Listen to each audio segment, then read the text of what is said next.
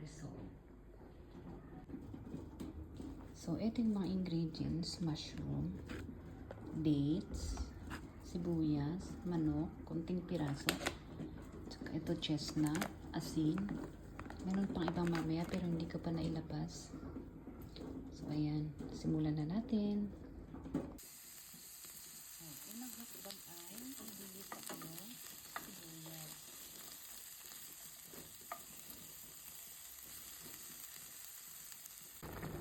So, ayun na guys.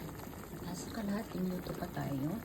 Mamaya ay ihahalo ko yung mushroom. Ayan. Nilagay ko na yung chestnut. Yung ibang spices.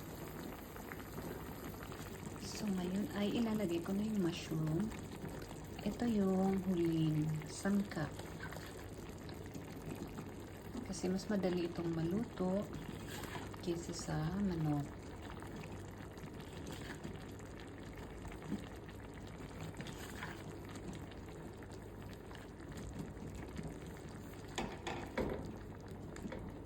Tapos, takpan mamaya. I-check lang ng unti-unti.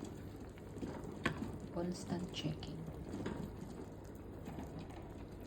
Ayan na. So, tatakpan na natin. Titingnan ulit natin mamaya.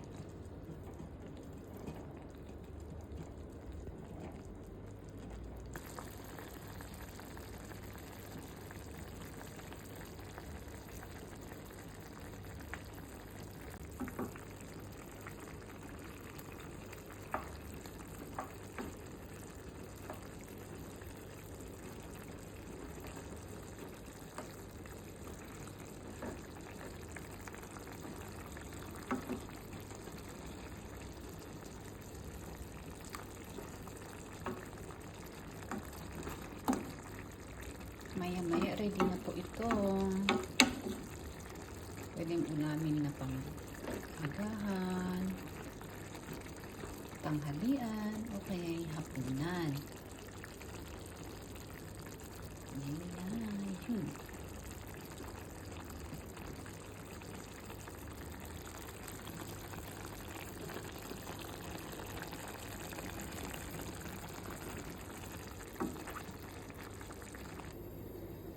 Eto na guys, pinapalamig ko lang at nang makakain na ako. Luto na. Kain na tayo. Salamat sa panonood.